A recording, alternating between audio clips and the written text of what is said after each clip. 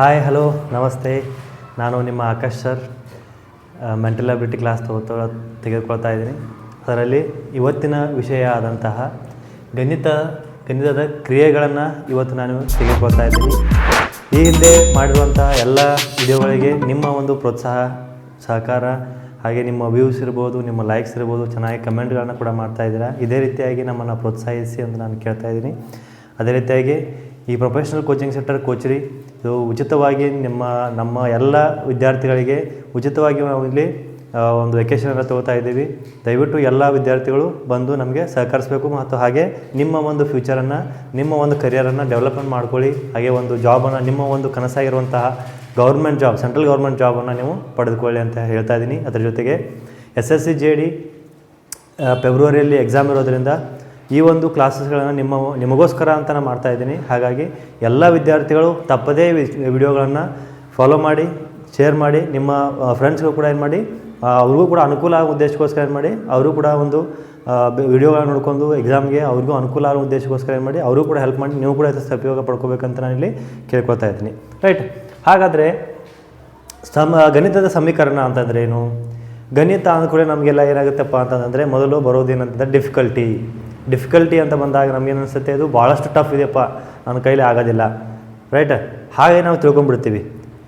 ಇಲ್ಲಿ ತಿಳ್ಕೊಬೇಕಾಗಿದೆ ಏನಪ್ಪ ಅಂತಂದರೆ ಸಿಂಪಲ್. ನಾವು up to 7th 8th 9th 10th ಏನು ಕಲ್ತಿರ್ತೀವಲ್ಲ ಅದೇ ಎಕ್ಸಾಮ್ನಲ್ಲಿ ಬರುತ್ತೆ. ಅದನ್ನು ಬಿಟ್ಟರೆ ಬೇರೆ ಅಷ್ಟೊಂದು ಹೈ ಲೆವೆಲ್ ಎಕ್ಸಾಮ್ನಲ್ಲಿ ನಿಮ್ಗೆ ಯಾವುದೇ ರೀತಿಯಾದಂಥ ಮಾಸ್ಟರ್ ಲೆವೆಲ್ ಇರ್ಬೋದು, ಡಿಗ್ರಿ ಲೆವೆಲ್ ಇರ್ಬೋದು, ಯಾವುದೇ ರೀತಿಯಂಥ ಕ್ವಶನ್ಸ್ಗಳನ್ನು ಇಲ್ಲಿ ಕೇಳೋದಿಲ್ಲ. ಯಾಕಪ್ಪ ಅಂತ ಕೇಳೋದಿಲ್ಲ ಅಂತಂದರೆ ಇದು 10th PUC ಇರುವಂಥ ಒಂದು ವಿದ್ಯಾರ್ಥಿಗಳಿಗೆ ಎಕ್ಸಾಮ್ ನಡೆಯೋದ್ರಿಂದ, ಆ ಒಂದು ಮೆಚುರಿಟಿ ಇರುವಂಥ ವಿದ್ಯಾರ್ಥಿಗಳಿಗೆ ಮಾತ್ರ ಒಂದು ಎಕ್ಸಾಮ್ ಇರೋದ್ರಿಂದ ಅವರಿಗೆ ಮಾತ್ರ ಅನುಕೂಲ. ಅವರಿಗೆ ಕಲ್ತಂಥ ಒಂದು ಸಿಲೆಬಸ್ಗೆ ಏನು ಮಾಡ್ತಾರೆ ಅಂತಂದರೆ ಈ ಒಂದು ಎಕ್ಸಾಮ್ನಲ್ಲಿ ಕ್ವಶನ್ಗಳನ್ನು ಕೇಳ್ತಾ ಹೋಗ್ತಾರೆ. ಹಾಗಾಗಿ ಈ ಒಂದು ಗಣಿತದ ಸಮೀಕರಣ ಅಂತಂದರೆ ಭಾಳಷ್ಟು ಡಿಫಿಕಲ್ಟ್ ಅಂತ ತಿಳ್ಕೊಳಕ್ಕೆ ಹೋಗಬೇಡಿ. ಅತಿ ಸರಳವಾಗಿ ನಿಮಗೆ ತಿಳಿಯೋ ರೀತಿಯಲ್ಲಿ ನಾನು ವಿಸ್ತಾರವಾಗಿ ನಿಮ್ಗೆ ಏನು ಮಾಡ್ತಾ ಇದ್ದೀನಿ ಅಂದರೆ ತಿಳಿಸ್ಕೊಡ್ತಾ ಇದ್ದೀನಿ. ಹಾಗಾದರೆ ಬನ್ನಿ, ಏನಿದೆ ಈ ಗಣಿತ ಸಮೀಕರಣದಲ್ಲಿ ಅಂತ ತಿಳ್ಕೊಳ್ಳೋಣ. ರೈಟ್. ಗಣಿತ ಸಮೀಕರಣ ಕ್ರಿಯೆಗಳು ಮೊಟ್ಟ ಮೊದಲಿಗೆ ನಮ್ಗೆ ಬೇಕಾಗಿರೋದು ಏನಪ್ಪ ಅಂದರೆ, ಗಣಿತದಲ್ಲಿ ನಮ್ಗೆ ಏನೇನು ಇರ್ತವೆ? ಒಂದು ಸಂಕಲನ ಇರುತ್ತೆ, ಎಡಿಷನ್ ಇರ್ತದೆ, ಮೈನಸ್ ವ್ಯವಕಲನ, ಸಬ್ಸ್ಟ್ರಿಕ್ಷನ್ ಇರ್ತದೆ, ಗುಣಾಕಾರ ಮಲ್ಟಿಪ್ಲಿಕೇಶನ್ ಇರುತ್ತೆ, ಇದು ಭಾಗಾಕಾರ ಡಿವೈಡೆಡ್ ಬೈ ಇರುತ್ತೆ. ಅದಾದ ನಂತರ ಇದು ಸಿಂಬಾಲ್ ಕಡಿಮೆ ಮತ್ತು ಹೆಚ್ಚು ಸಿಂಬಾಲ್ ಇರುತ್ತದೆ, ಈಕ್ವಲ್ ಸಮ ಮತ್ತು ನಾಟ್ ಈಕ್ವಲ್, ಇದು ನಾಟ್ ಈಕ್ವಲ್ ಆಗಿರುತ್ತೆ. ರೈಟ್. ಹಾಗಾಗಿ ಈ ಒಂದು ಸಂಕಲನ ಅಥವಾ ವ್ಯವಕಲನ, ಗುಣಾಕಾರ, ಭಾಗಾಕಾರ, ಕಡಿಮೆ ಹೆಚ್ಚು ಮತ್ತು ಸಮ ಮತ್ತು ಸಮವಲ್ಲ, ಈ ಒಂದು ವಿಷಯಗಳು ನಮಗಿಲ್ಲಿ ಭಾಳಷ್ಟು ನೀವು ಕಲ್ತಿರ್ತೀರಿ ಇವನ್ನೆಲ್ಲ. ಯಾಕಂತಂದರೆ ನೀವು 5ನೇ ಗಣಿತ ಚಾಲ ಆದ ನಂತರದಲ್ಲಿ ಇವೆಲ್ಲವೂ ನಮಗೆ ಬೇಕಾಗ್ತವೆ. ರೈಟ್. ಹಾಗಾಗಿ ಈ ಒಂದು plus minus into divided by, ಕಡಿಮೆ ಮತ್ತು ಹೆಚ್ಚು, ಸಮ ಮತ್ತು ನಾಟ್ ಈಕ್ವಲ್ ಟು, ಸಮವಲ್ಲ, ಇವೆಲ್ಲವೂ ಏನು ಮಾಡ್ತೀವಿ ಅಂದರೆ ನಾವಿಲ್ಲಿ ನೋಡ್ತಾ ಹೋಗ್ತೀವಿ. ಅದರ ಜೊತೆಗೆ ಇವು ಯಾಕೆ ಇಂಪಾರ್ಟೆಂಟ್ ಆಗುತ್ತೆ ಅಂತಂದರೆ, ನಮಗೆ ಎಕ್ಸಾಂಪಲ್ ಕೊಡ್ತೀನಿ ನಿಮಗೆ ಮುಂದೆ ಬಂದಂಗೆ ಯಾವ ರೀತಿಯ ಕ್ವಶನ್ಸ್ಗಳು SSC JDಯಲ್ಲಿ ಬರ್ತವೆ ಅಂತ ನಿಮಗೆ ಇಲ್ಲಿ ಹೇಳ್ತಾ ಹೋಗ್ತೀನಿ. ಹಾಗಾಗಿ ಈ ಒಂದು ಸಂಕಲನ, ವ್ಯವಕಲನ, ಗುಣಾಕಾರ, ಭಾಗಾಕಾರ, ಕಡಿಮೆ ಹೆಚ್ಚು, ಸಮವಲ್ಲ, ಇವು ಭಾಳಷ್ಟು ಇಂಪಾರ್ಟೆಂಟ್ ಆಗಿ ನಮಗಿಲ್ಲಿ ನೋಡ್ತಾ ಬರ್ತವೆ. ಇವಷ್ಟು ನಮ್ಗೆ ಗೊತ್ತಿರೋದಕ್ಕೆ ನಾವು ಅದನ್ನೇ ಕಲ್ತಿದ್ವಿ.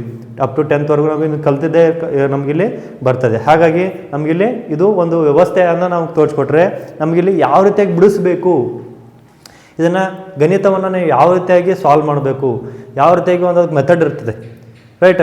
ಇದೇ ಒಂದು ವೇಯಲ್ಲಿ ನಾವು ಬಿಡಿಸಿದ್ರೆ ಮಾತ್ರ ಇದು ಆನ್ಸರ್ ಕರೆಕ್ಟ್ ಆಗ್ತದೆ ಅಂತ ನಮಗಿಲ್ಲಿ ಒಂದು ವೇಯನ್ನು ನಾವಿಲ್ಲಿ ನೋಡ್ತಾ ಹೋಗ್ತೀವಿ. ಹಾಗಾದರೆ ಅದು ವೇ ಯಾವುದು ನಮ್ಗೆ ಗೊತ್ತಿರಬೇಕು.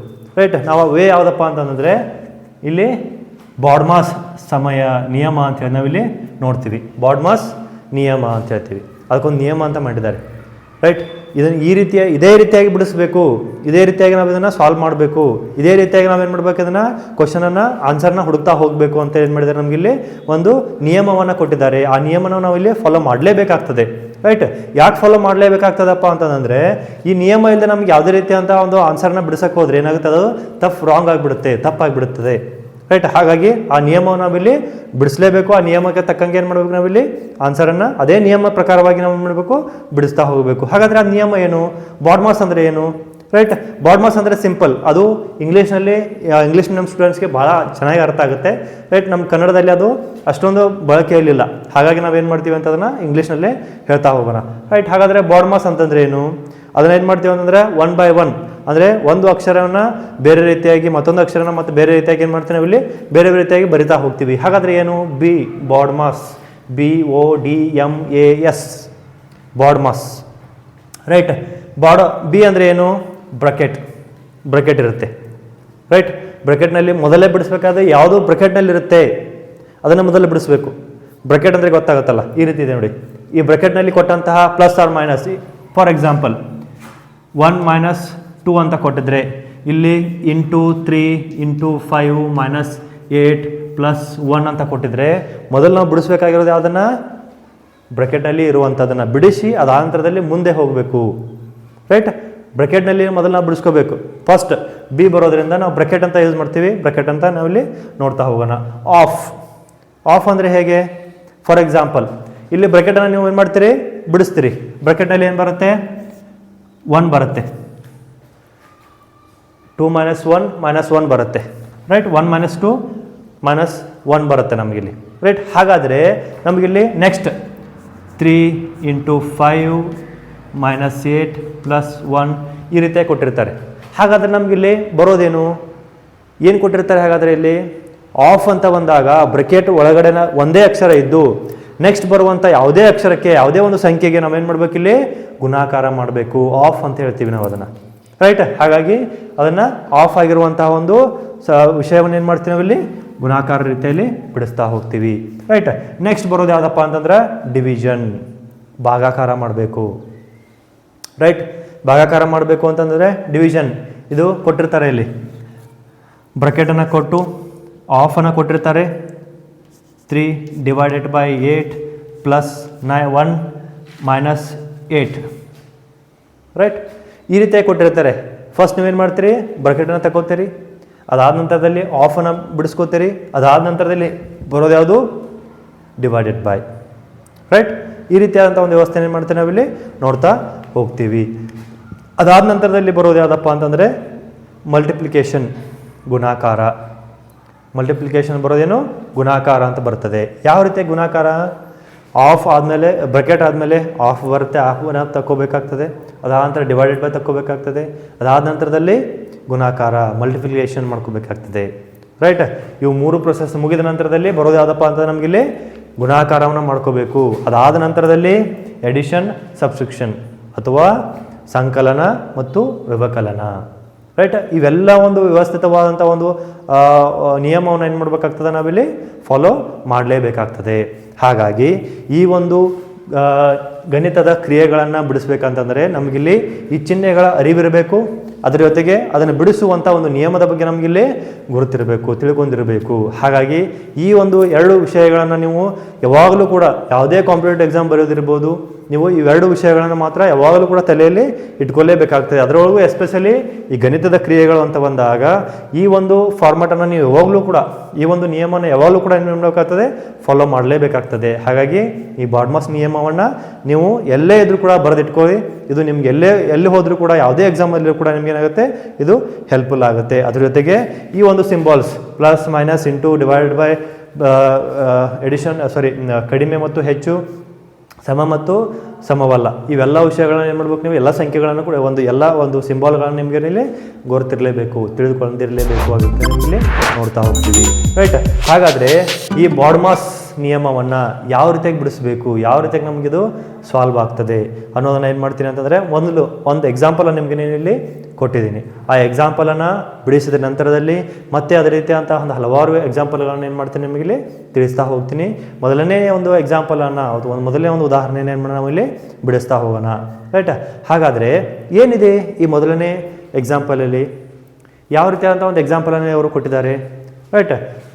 ನೋಡ್ಕೊಳ್ಳಿ.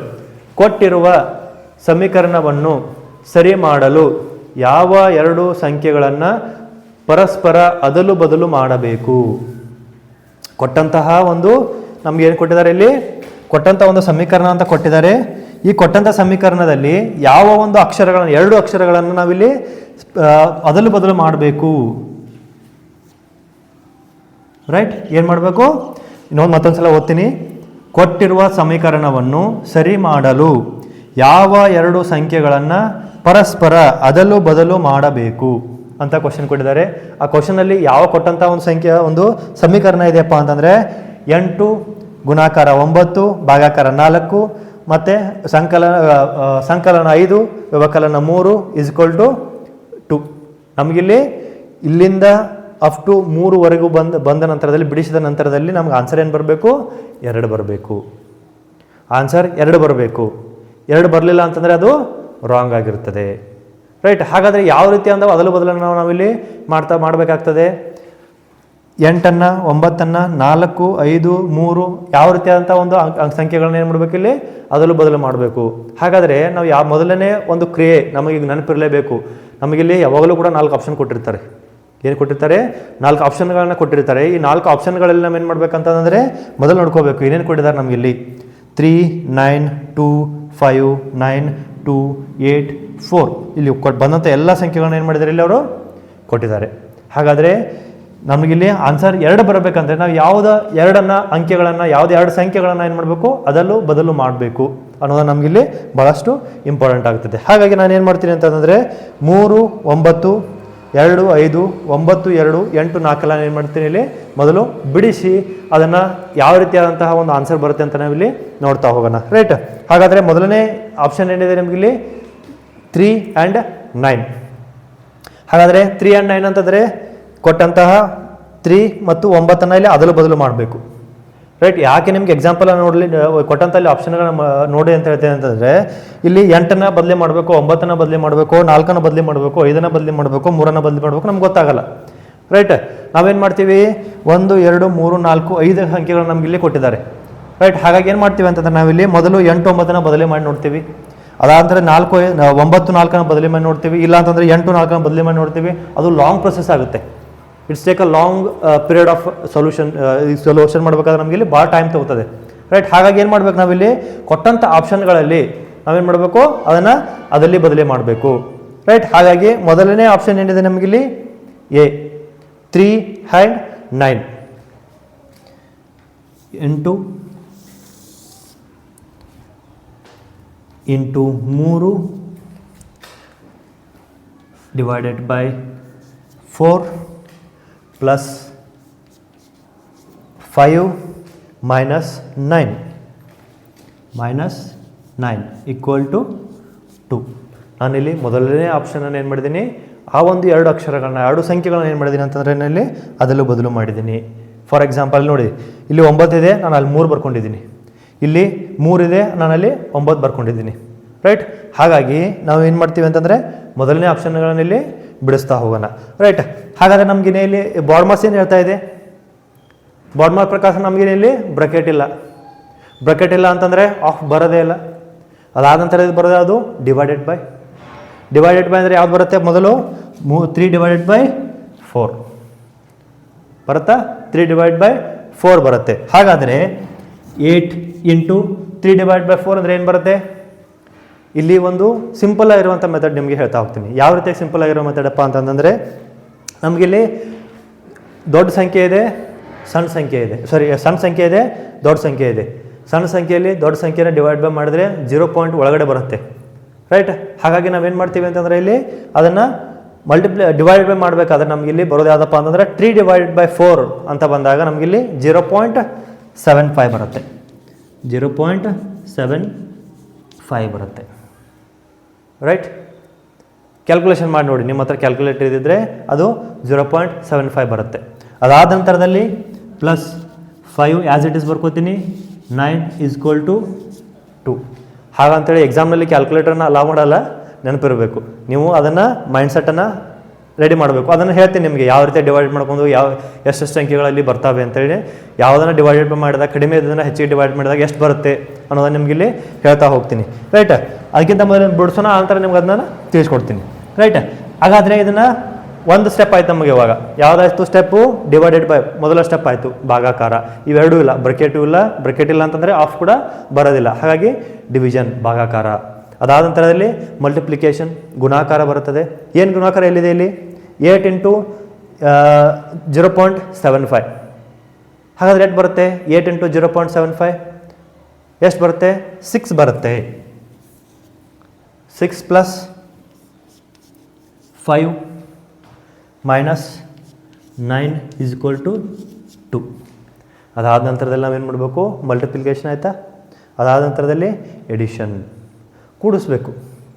ಕೂಡಿಸೋದು ಯಾವುದಾದ್ರೆ ಇಲ್ಲಿ 6 ಪ್ಲಸ್ 5.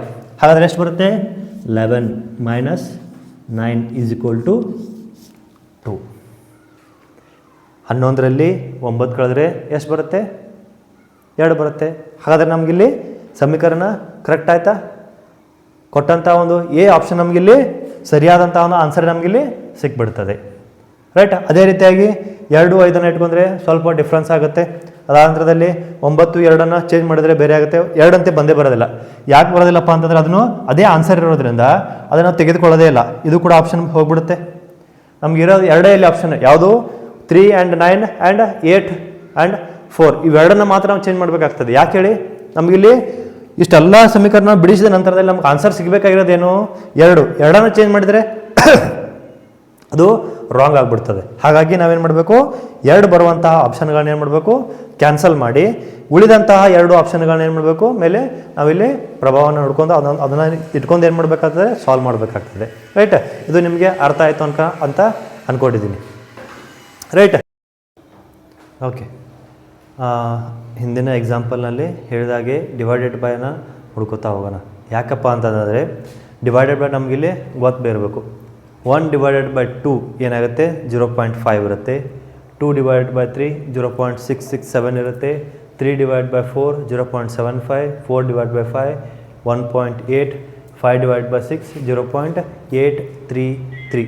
ರೈಟ್. ಈ ರೀತಿಯಂತಹ ಈ ಒಂದು ಗುಣಾಕಾರದ ಕ್ರಿಯೆಗಳಲ್ಲಿ ಈ ರೀತಿಯಾದಂಥ ಒಂದು ಏನು ಮಾಡ್ತೀವಿ ನಾವಿಲ್ಲಿ ಡಿವೈಡೆಡ್ ಬೈ ನೋಡ್ತಾ ಹೋಗ್ತೀವಿ. ದೊಡ್ಡ ಸಂಖ್ಯೆಗಳನ್ನ ಅಲ್ಲಿ ಕೊಡ್ತಾ ಹೋಗಲ್ಲ. ರೈಟ್. ಹಾಗಾಗಿ ಇದಷ್ಟು ಡಿವೈಡೆಡ್ ಬೈನ ನಿಮಗೆ ನೆನಪಿರಲೇಬೇಕಾದಂಥ ಒಂದು ವ್ಯವಸ್ಥೆ, ನಿಮ್ಗೆ ಗೊತ್ತಿರಲೇಬೇಕಾದಂಥ ಒಂದು. ಹಾಗಾಗಿ ಅದನ್ನು ನೋಟ್ ಮಾಡಿ ಇಟ್ಕೊಂಡ್ಬಿಡಿ. ಮೊದಲಿಗೆ ಈ ಕೊಟ್ಟಂತಹ ಒಂದು ಸರಳ ಕ್ರಿಯೆಗಳು ಯಾವ್ಯಾವುದಾವೆ, ಅದಾದ ನಂತರದಲ್ಲಿ ಬಾಡ್ಮಾಸ್ ನಿಯಮವನ್ನು ನೀವು ಇಲ್ಲಿ ಈ ಒಂದು ಚಾಪ್ಟರನ್ನು ಸ್ಟಾರ್ಟ್ ಮಾಡೋಕ್ಕೆ ಮೊದಲು ನೋಟ್ ಮಾಡಿ ಇಟ್ಕೊಳ್ಳಿ. ಅದಾದ ನಂತರದಲ್ಲಿ ಅದರ ಜೊತೆಗೆ ಇದನ್ನು ಬರೆದು ನೆನಪಿಟ್ಕೊಳ್ಳಿ. ಇದನ್ನು ಕೂಡ ಬರೆದಿಟ್ಕೊಳ್ಳಿ. ಅದೇ ರೀತಿಯಾಗಿ ಇದರ ಜೊತೆಗೆ 1 divided by 3 1 divided by 4 1 divided by 5. Right. ಇವನು ಕೂಡ ಏನು ಮಾಡಿ ಅಂತಂದರೆ ಬರೆದಿಟ್ಕೊಳ್ಳಿ. ರೈಟ್. ಏನು ಬರುತ್ತೆ? 0. ಸಮಥಿಂಗ್ ಏನೋ ಬರುತ್ತೆ. 0.66 ಸಮಥಿಂಗ್ ಏನೋ ಬರುತ್ತೆ. ರೈಟ್. ಇದು ನೋಡ್ಕೊಳ್ಳಿ ಅದು ಯಾವ ರೀತಿಯಾಗಿ ಬರುತ್ತೆ ಅಂತ ಏನು ಮಾಡಿ ಅದನ್ನು ನೋಡ್ತಾ ಹೋಗಿ. ರೈಟ್. ಹಾಗಾಗಿ ಇವಾಗ ನಾನೇನು ಮಾಡ್ತೀನಿ ಅಂತಂದರೆ ನೇರವಾಗಿ ಎರಡನೇ ಒಂದು ಎಕ್ಸಾಂಪಲ್ಗೆ ಏನು ಮಾಡ್ತೀನಿ ಬಂದುಬಿಡೋಣ. ರೈಟ್. ಹಾಗಾಗಿ ಏನು ಯಾವ 2 ಚಿಹ್ನೆಗಳನ್ನು ಮತ್ತು 2 ಸಂಖ್ಯೆಗಳನ್ನು ಪರಸ್ಪರ ಅದಲು ಬದಲು ಮಾಡುವುದರಿಂದ ಕೊಟ್ಟಿರುವ ಸಮೀಕರಣವು ಸರಿಯಾಗುತ್ತದೆ. ರೈಟ್. ಏನಿಲ್ಲಿ 2 ಸಂಖ್ಯೆಗಳು ಮತ್ತು 2 ಚಿಹ್ನೆಗಳನ್ನು ಏನು ಮಾಡಬೇಕಿಲ್ಲಿ ಬದಲಾವಣೆ ಮಾಡಬೇಕು. ಮೊದಲನೇ ಎಕ್ಸಾಂಪಲ್ ಏನು ಕೊಟ್ಟಿದ್ರು?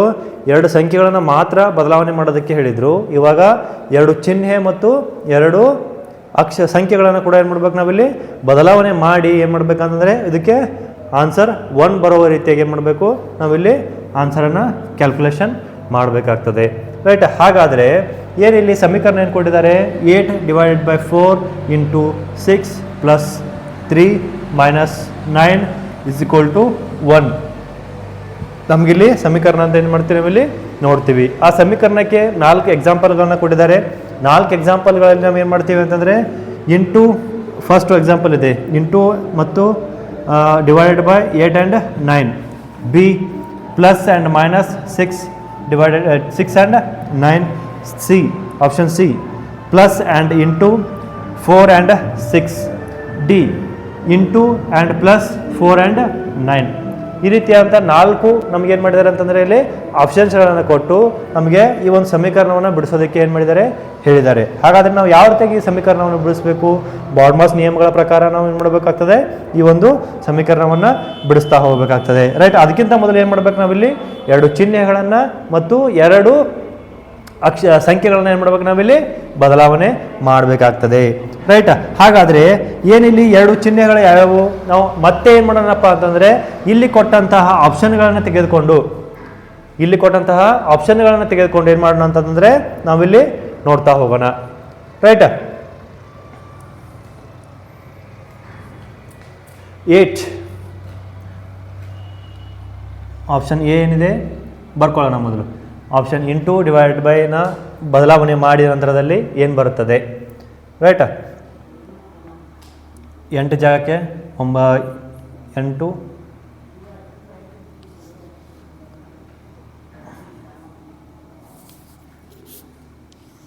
9 ಡಿವೈಡೆಡ್ ಬೈ ಜಾಗದಲ್ಲಿ ಇಂಟು ಇಟ್ಕೊಂಡು 4 into 6 plus 4 divided by 3 minus 8 is equal to 1. ಇದು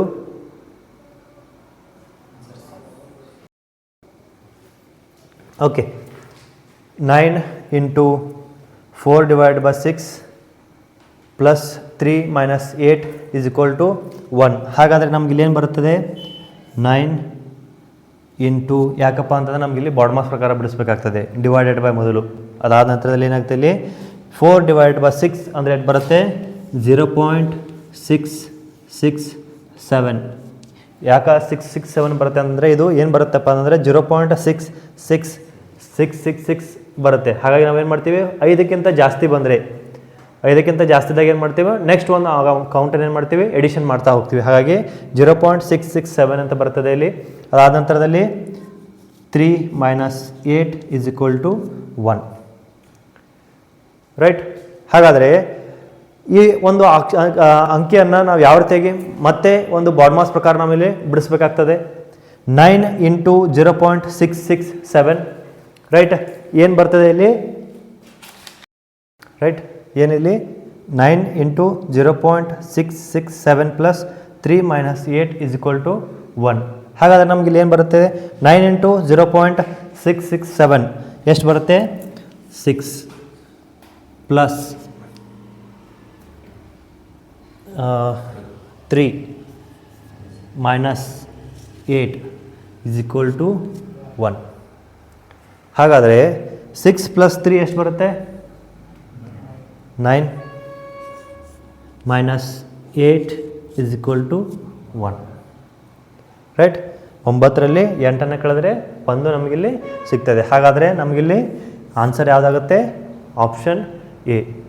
ಹಾಗಾಗಿ ನಾವಿಲ್ಲಿ ಬಿಡಿಸುವಂಥ ಒಂದು ಮೆಥಡ್ ಕೂಡ ನಮಗಿಲ್ಲಿ ಭಾಳಷ್ಟು ಇಂಪಾರ್ಟೆಂಟ್ ಆಗಿರುತ್ತದೆ. ಹಾಗಾಗಿ ಈ ಬಾಡ್ ಮಾಸ್ ಒಂದು ನಿಯಮವನ್ನು ನಾವಿಲ್ಲಿ ಈ ಒಂದು ಎಕ್ಸಾಂಪಲ್ಗಳಿಗೆ ಅಥವಾ ಕೊಟ್ಟಂಥ ಒಂದು ಪ್ರಾಬ್ಲಮ್ಗೆ ಏನು ಮಾಡಬೇಕಂತ ನಾವಿಲ್ಲಿ ಅಪ್ಲೈ ಮಾಡಿ ಅದನ್ನು ಬಿಡಿಸ್ತಾ ಹೋಗಬೇಕು. ಕೊಟ್ಟಂಥ 2 ಚಿಹ್ನೆಗಳು ಮತ್ತು 2 ಸಂಖ್ಯೆಗಳನ್ನು ಅದರಲ್ಲಿ ಬದಲಿ ಮಾಡಿದಾಗ ಬರುವಂತಹ ಒಂದಷ್ಟು ಸಮೀಕರಣವನ್ನು ನಾವಿಲ್ಲಿ ಬರೆದಿದ್ದೀವಿ. ಅದಾದ ನಂತರದಲ್ಲಿ ಡಿವೈಡ್ ಬೈ ಬಾಡ್ ಮಾಸ್ ಪ್ರಕಾರ ಬ್ರಕೆಟ್ ಇಲ್ಲ, ಆಫ್ ಇಲ್ಲ, ಹಾಗಾಗಿ ಬರೋದೆಲ್ಲಿಗೆ ಡಿವೈಡೆಡ್ ಬೈ ಬರ್ತದೆ. ಅದಾದ ನಂತರದಲ್ಲಿ ಮಲ್ಟಿಪ್ಲಿಕೇಶನ್ ಇಂಟು ಮಾಡ್ತೀವಿ, ಅದಾದ ನಂತರದಲ್ಲಿ ಎಡಿಷನ್ ಮಾಡ್ತೀವಿ, ಅದಾದ ನಂತರದಲ್ಲಿ ಮೈನಸ್ ಸಬ್ಸ್ಕ್ರಿಪ್ಷನನ್ನು ಮಾಡ್ತಾ ಹೋಗ್ತೀವಿ. ರೈಟ್. ಹಾಗಾಗಿ ಇಲ್ಲಿ ಆವರಣ, ತೆಗೆ, ಭಾಗಾಕಾರ, ಗುಣಾಕಾರ, ಸಂಕಲನ ಮತ್ತು ವ್ಯವಕಲನಗಳನ್ನ ಇದೇ ರೀತಿಯಾಗಿ ನಾವು ಮಾಡಬೇಕಾಗ್ತದೆ. ಆ ಒಂದು ಸಮೀಕರಣವನ್ನು ಬಿಡಿಸೋದಕ್ಕೆ ನಮಗಿಲ್ಲಿ ಭಾಳಷ್ಟು ಅನುಕೂಲ ಆಗ್ತದೆ ಅಂತ ನಾವಿಲ್ಲಿ ನೋಡ್ತಾ ಹೋಗ್ತೀವಿ. ಹಾಗಾಗಿ ಬಾಡ್ ಮಾಸ್ ನಿಯಮ ನಾವು ಏನು ಮಾಡ್ತೀವಿ, ಇಲ್ಲಿ ಈ ಒಂದು ನಿಯಮಕ್ಕೆ ಅನುಕೂಲವಾಗುವ ರೀತಿಯಾಗಿ ಏನು ಮಾಡ್ತೀವಿ, ಬಿಡಿಸ್ತಾ ಹೋಗಿ ಇದನ್ನು ಒಂದು ಸಮೀಕರಣವನ್ನು ಏನು ಮಾಡಿದ್ದೀವಿ, ಇಲ್ಲಿ ಸಾಲ್ವ್ ಮಾಡಿದ್ದೀವಿ. ರೈಟ್. ಇದು ನಿಮಗೆ ಅರ್ಥ ಆಯಿತು ಅನ್ಕೋತಿದ್ದೀನಿ. ಮತ್ತು ಇದೇ ವಿಷಯದ ಒಂದು ಇಟ್ಕೊಂಡು ಏನು ಮಾಡ್ತೀನಿ ಅಂದರೆ ಬರುವಂಥ ನೆಕ್ಸ್ಟ್ ಒಂದು ಕ್ಲಾಸನ್ನು ಏನು ಮಾಡ್ತೀನಿ, ನಿಮಗೆ ಕಂಟಿನ್ಯೂಷನ್ನ ಮಾಡ್ತೀನಿ. ಹಾಗಾಗಿ ಈ ಒಂದು ಎಕ್ಸಾಂಪಲನ್ನು ನಿಮಗೆ ಅರ್ಥ ಆಗಿತ್ತು ಅಂತಂದರೆ, ಅರ್ಥ ಆಗಲಿಲ್ಲ ಅಂದ್ರೂ ಕೂಡ ಏನು ಮಾಡಿ ಅಂತಂದರೆ ಕಮೆಂಟ್ ಮಾಡಿ ನಮಗೆ ತಿಳಿಸಿ, ನಮಗೆ ಸಹಕಾರ ಮಾಡಿ ಅಂತ ಏನು ಮಾಡ್ತೀನಿ ಈ ಮೂಲಕ ಕೇಳ್ಕೊತಾ ಇದ್ದೀನಿ. Thank you.